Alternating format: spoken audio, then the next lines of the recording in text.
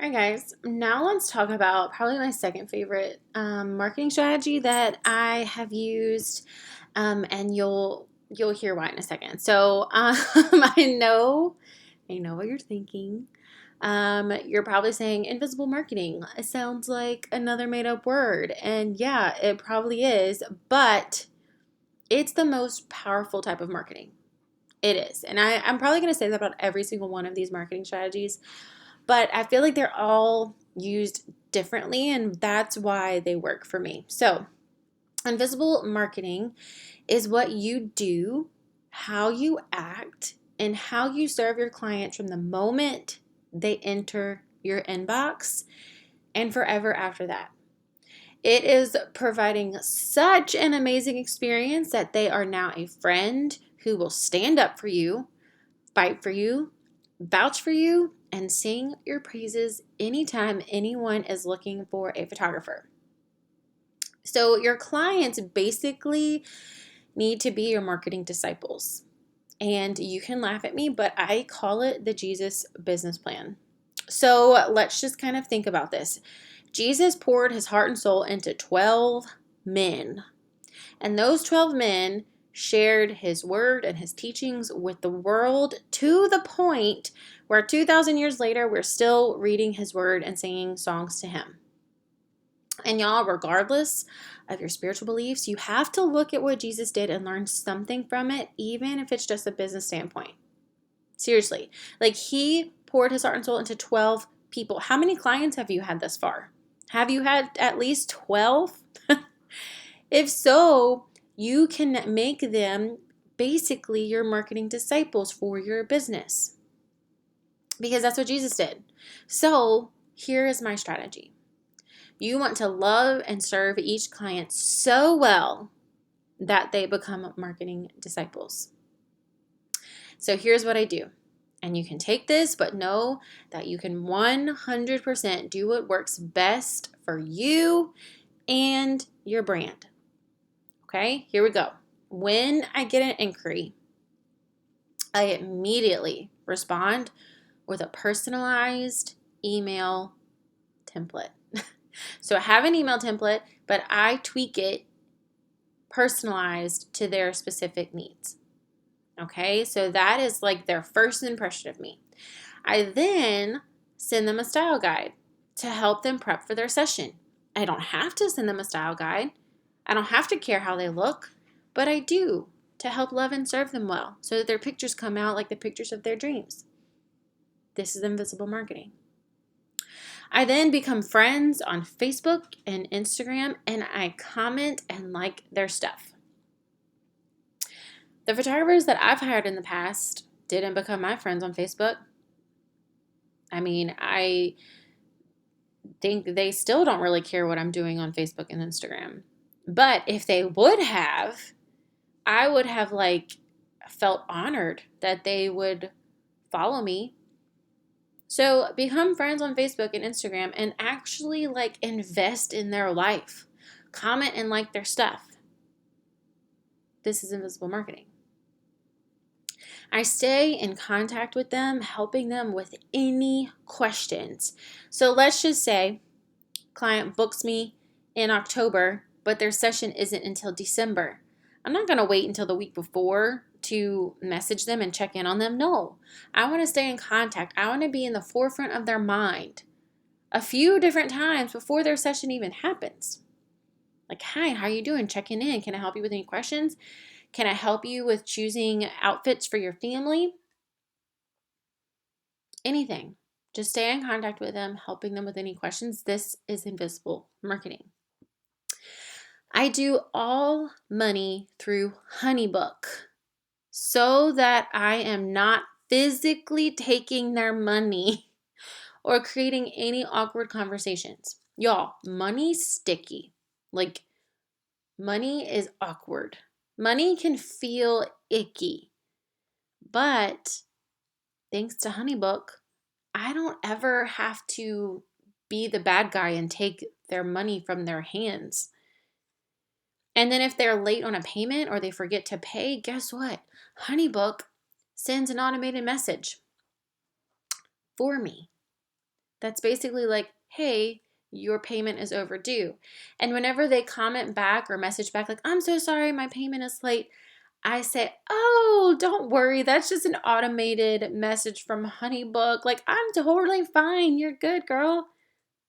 So I become the good guy still. I don't have to create an awkward conversation. Don't have to be like the bad guy tax collector. I blame it on Honeybook. Me and Honeybook, we friends.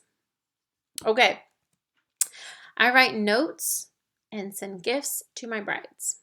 So I typically don't do this to my portrait sessions, but definitely to weddings, my brides, because my goal is to be like their best friend, their extra bridesmaid. Like, I write them notes and send them gifts throughout the wedding process. It's very simple. My gifts are not extravagant, but it lets them know that I'm thinking about them, that I love them, that I want the best for them. And again, this keeps me in the forefront of their mind. So whenever, their coworker just got engaged and they're like, do y'all know of any wedding photographers? I probably should find one really quick because I know the wedding photographers book up so fast. Guess what my bride's going to do? Oh my gosh. You have to book Brittany Bruce. She's like freaking amazing. Like, she just sent me the cutest little gift and she writes me notes all the time. Like, y'all, this is the goal. This is invisible marketing. And I don't do it to be sleazy. Like, I genuinely love my brides, genuinely love my clients. So I'm not writing notes to, or like give them gifts so that they like give me something in return. Like, I do it genuinely. But the gift is that it is invisible marketing. They market for me. All right. During their session, I make sure that their experience from start to finish is fun, friendly, and professional. And I teach this in depth in the posing course, but y'all, the session is like the Super Bowl. Like, you prep so much up until the session. Like, the session's like game time. You can't screw up. You can't do all the things and then screw up the session by not providing a great experience and like posing experience. So this is invisible marketing. And another thing that goes a really long way is I tell them how awesome they are and how good looking they are and how like good at posing they are and how their kids are like so well behaved, because praise goes a long way.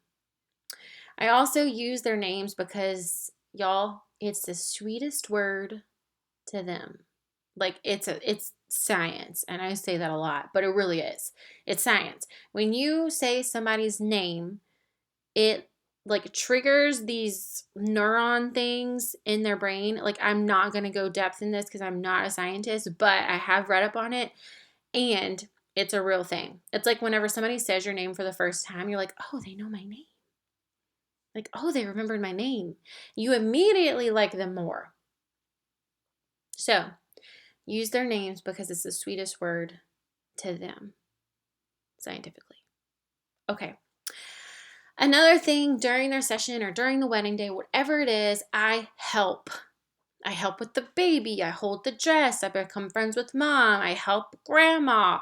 Like, I like wipe snotty noses. Like, I help.